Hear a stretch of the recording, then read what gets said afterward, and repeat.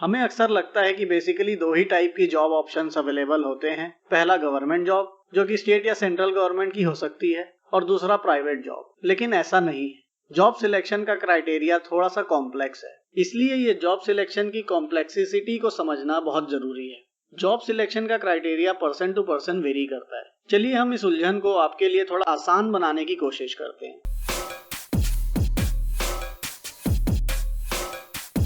अगर आप कहीं भी और किसी भी वर्किंग कंडीशन जैसे एक्सट्रीम टेम्परेचर या एक्सट्रीम कोल्ड रीजन में काम कर सकते हैं तो आप किसी भी स्ट्रीम को चुन सकते हैं, आप कहीं ना कहीं सरवाइव कर लेंगे। पर अगर आपकी कोई लिमिटेशन है जो हर किसी की डिफरेंट हो सकती है तो आपको कुछ क्राइटेरिया पहले फाइनलाइज करने होंगे। पहला क्राइटेरिया है कि आपको फील्ड जॉब करनी है या ऑफिस जॉब करनी है। दूसरा है मल्टी सेक्टर ऑर्गेनाइजेशन ज्वाइन करना है या फिर किसी एक कोर सेक्टर में काम करने वाली ऑर्गेनाइजेशन को ज्वाइन करना है, कोर सेक्टर या फिर सॉफ्ट सेक्टर। इसके बाद आपको ये भी डिसाइड करना है कि एक्सपोजर लेवल आप कितना चाहते हैं। इन सभी क्राइटेरियाज को डिसाइड करने के बाद जो ऑप्शन निकल के आता है वो हमारे लिए बेस्ट होता है। चलिए इस जॉब सिलेक्शन क्राइटेरिया के बारे में डिटेल में समझते हैं। ये जो टेबल आप देख रहे हैं इसमें हमने एक जॉब सिलेक्शन क्राइटेरिया मैट्रिक्स बनाया है। इसमें जो जॉब के टाइटल्स आप देख रहे हैं ये 8 प्रकार के जॉब टाइटल्स हैं। हेडिंग में आप देखेंगे field job, office job, exposure level, core sector, soft sector. तो नाम से ही क्लियर है फील्ड जॉब का मतलब क्या, हमारी जो हम जॉब सिलेक्ट कर रहे हैं वो ऑन फील्ड होगी या ऑफ फील्ड होगी। अगर ऑन फील्ड है तो फील्ड जॉब, अगर ऑफ फील्ड है यानी ऑफिस जॉब। एक्सपोजर लेवल से यहाँ पे मतलब है कि हम साइट पे जो वर्क होता है, से अगर बिल्डिंग बनाने का काम है तो पूरा स्टार्टिंग से लेके एंड तक हर एक पार्ट, हर कुछ, सब कुछ हमें आना चाहिए। अगर हमारे जॉब से ऐसा एक्सपोजर मिल रहा है कि हमें हर सेक्शन का हर काम आता है तो उसे हाई लेवल ऑफ एक्सपोजर बोलेंगे। कुछ काम आते हैं तो उसे मीडियम लेवल बोलेंगे और सभी काम थोड़े बहुत हमें मालूम है कैसे चेक करना है या कैसे कंक्रीटिंग करानी है तो उसे लो लेवल बोलेंगे। कोर सेक्टर से मतलब है जो on the field real time work होता है, चाहे वो रोड बनाने का हो, ब्रिज बनाने का हो, डैम्स बनाने का हो, टनल्स का हो, फ्लाईओवर्स का हो, बिल्डिंग्स का हो। सॉफ्ट सेक्टर वो काम होता है जैसे डिजाइनिंग पार्ट हो गया, प्रोक्योरमेंट का पार्ट हो गया, कॉन्ट्रैक्ट स्पेशलिस्ट हो गए, टेंडर सेल हो गया, टेंडर इंजीनियर्स हो गए। ये पार्ट होते हैं सॉफ्ट सेक्टर्स के। तो चलिए अब इस मैट्रिक्स को समझते हैं। इसमें सबसे पहला पार्ट है फील्ड इंजीनियर्स। ब्रैकेट में आप देख रहे हैं लिखा है कॉन्ट्रैक्टर। इसका मतलब है वो फील्ड इंजीनियर जो कॉन्ट्रैक्टर के पेरोल में है, जो कॉन्ट्रैक्टर की तरफ से काम करता है। इस केस में हमारा जो फील्ड जॉब है it is high level of exposure, highly full time field job होती है, ऑफिस एक्सपोजर नहीं होता है।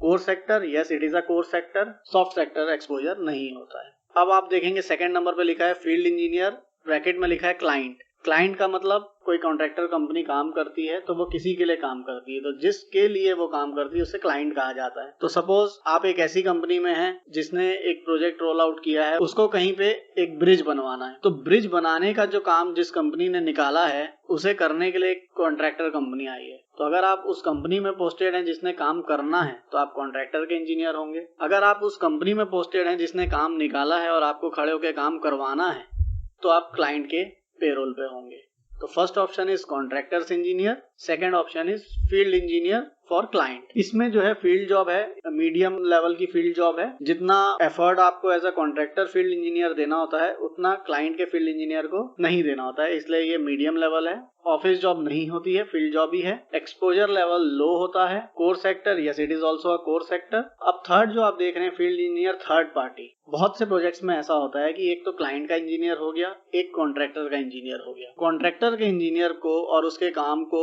समय समय पे चेक करने के लिए क्लाइंट अपने इंजीनियर के अलावा एक थर्ड पार्टी इंजीनियर लगाते हैं, जो आप टीपी लिखा देख रहे हैं, थर्ड पार्टी इंजीनियर, जो कि ना ही क्लाइंट का होता है और ना ही कॉन्ट्रैक्टर का होता है। वो इंडिपेंडेंट एक इंजीनियर होता है। उसे medium level of field job का एक्सपीरियंस होगा, ऑफिस जॉब उसकी भी नहीं होगी, एक्सपोजर लेवल उसका मीडियम होगा और core sector, yes it is also core sector, और सॉफ्ट सेक्टर वो नहीं होगा। ये तो हो गए फील्ड से रिलेटेड चीजें। अब जो आप अपना करियर है वो बिलिंग इंजीनियर के जैसे भी स्टार्ट कर सकते हैं। बिलिंग इंजीनियर्स को फील्ड जॉब का एक्सपोजर बहुत ही लो होता है। उनका काम जनरली ऑफिस में होता है। एक्सपोजर लेवल भी बहुत लो होता है। Core sector, yes it is also a core sector.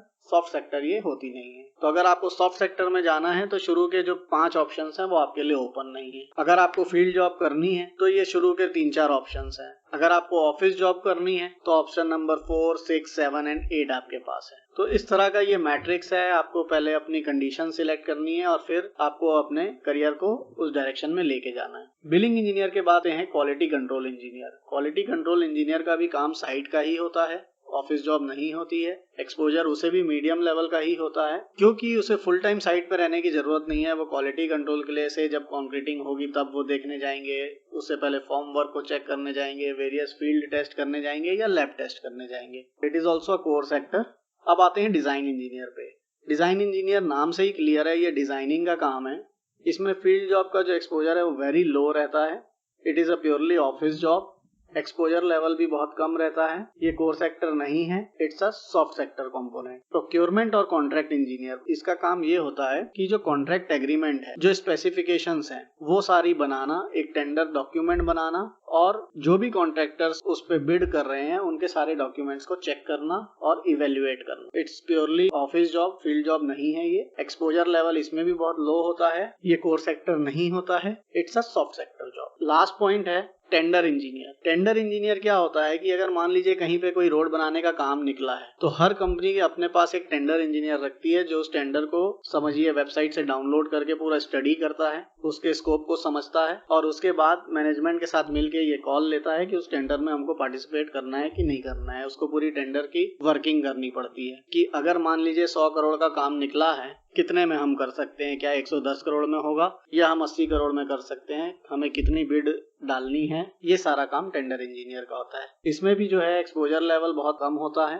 ये ऑफिस जॉब होती है और ये सॉफ्ट सेक्टर की जॉब होती है। डिजाइन इंजीनियर के लिए इट इज सजेस्टेड कि आप एमटेक करें पहले, बाकी की जो जॉब्स हैं वो आप बीटेक या बीई के बाद भी कर सकते हैं। अब आप ये समझिए इस मैट्रिक्स से इन सब से अगर देखा जाए तो बेहतर ऑप्शन कौन सा है, तो सबसे बेहतर ऑप्शन जो नंबर 1 पे लिखा है वो है सीखने के हिसाब से। मैं आपको बता रहा हूँ सबसे ज्यादा आप सीखेंगे किसमें, जिसमें एक्सपोजर लेवल एकदम हाई हो, जो पूरी तरह से फील्ड जॉब हो। जितना समय आप फील्ड में बिताएंगे उतना ही आप एक्सपीरियंस गेन कर पाएंगे, इसलिए बेस्ट है फील्ड इंजीनियर फॉर कॉन्ट्रैक्टर। लेकिन अगर आपको आराम पसंद है तो ये जॉब आपके लिए नहीं है। तब आप या तो थर्ड पार्टी के फील्ड इंजीनियर बन सकते हैं या फिर एक क्लाइंट के फील्ड इंजीनियर बन सकते हैं। तो करियर की स्टार्ट में आप जितनी ज्यादा मेहनत करेंगे आगे का सफर उतना ही कंफर्टेबल होगा। इसलिए हमारा सजेशन है कि आप करियर के पहले 3 से 5 साल कॉन्ट्रैक्ट फील्ड इंजीनियर का वर्क करें। इससे आपको जो एक्सपोजर मिलेगा वो लाइफ टाइम आपके काम आएगा। अब जब आप जॉब सिलेक्शन क्राइटेरिया समझकर अपना ऑप्शन सिलेक्ट कर लेंगे तब आपको ये डिसाइड करना है कि आपको अपना करियर कोर कंस्ट्रक्शन कंपनी में बनाना है या मल्टी सेक्टोरियल कंपनी में या फिर soft sector. Core construction company कौन सी होगी, जो सिर्फ एक ही सेक्टर, जैसे सिर्फ रोड कंस्ट्रक्शन, सिर्फ flyover, bridge construction, water treatment plant, sewerage treatment plant construction, metro projects, ऐसे किसी एक स्ट्रीम में ही काम करती हो। ऐसी कंपनी ज्वाइन करने से आपकी किसी एक सेक्टर में एक्सपर्टीज बढ़ती है। अगर आपने सीवरेज ट्रीटमेंट प्लांट बनाने वाली कंपनी में ज्वाइन किया तो आप उस सेक्टर के आप एक्सपर्ट बन जाएंगे। दूसरा ऑप्शन है मल्टी सेक्टोरियल कंपनी, जो एक से ज्यादा स्ट्रीम में काम करती है। सॉफ्ट सेक्टर है जैसे डिजाइनिंग की या फिर प्रोजेक्ट मैनेजमेंट कंसल्टेंसी की कंपनीज होती हैं, ये सॉफ्ट सेक्टर में आती हैं। इस प्रोसेस को अडॉप्ट करके आप अपने लिए best private job option select कर सकते हैं। गवर्नमेंट जॉब के लिए आपको इंडियन इंजीनियरिंग सर्विसेज की तैयारी करनी चाहिए एंड बीच बीच में स्टेट गवर्नमेंट डिपार्टमेंट की जॉब ओपनिंग्स में अप्लाई करते रहना चाहिए। दोस्तों, आज हम जानेंगे कि रेनफोर्स सीमेंट कंक्रीट में यूज होने वाली रेनफोर्समेंट स्टील बार का डायमीटर के अनुसार पर मीटर लेंथ वेट कितना होता है। यह जानना क्यों जरूरी है, क्योंकि जब भी हम कंक्रीट की क्वांटिटी मेजर करते हैं तो उसमें यूज किए गए स्टील की क्वांटिटी हमें अलग से कैलकुलेट करनी होती है और स्टील का जो पेमेंट होता है वह मेट्रिक टन या किलोग्राम के हिसाब से किया जाता है। इसलिए स्टील की एक्यूरेट क्वांटिटी निकालना बहुत जरूरी होता है। तो आइए देखते हैं कि रेनफोर्स राउंड स्टील बार का डायमीटर वाइज वेट कितना होता है। लेफ्ट साइड में डायमीटर ऑफ राउंड बार दिया हुआ है, ये मिलीमीटर में है, और राइट साइड में वेट दिया हुआ है जो कि केजी में है। ये जो वेट है यह 1 मीटर लेंथ की बार का वेट है, यानी कि weight per metre length in KG. 6 mm का वेट होता है 0.222 kg पर मीटर, 8 mm का 0.395, 10 mm का 0.617, 12 mm का 0.888, 16 mm का 1.578, 18 mm का 2 kg per meter, 25 mm का 3.852 kg per meter, 32 mm का 6.311, 36 mm का 7.99, 50 mm का 15.41 और 63 mm का 24.470। तो फ्रेंड्स, आपने अभी सभी 18 टाइप्स के डायमीटर में अवेलेबल रिइंफोर्समेंट स्टील बार का यूनिट वेट देखा। क्या ये आपको याद करने में डिफिकल्ट लगा? घबराइए नहीं, इसे याद करने की जरूरत नहीं है।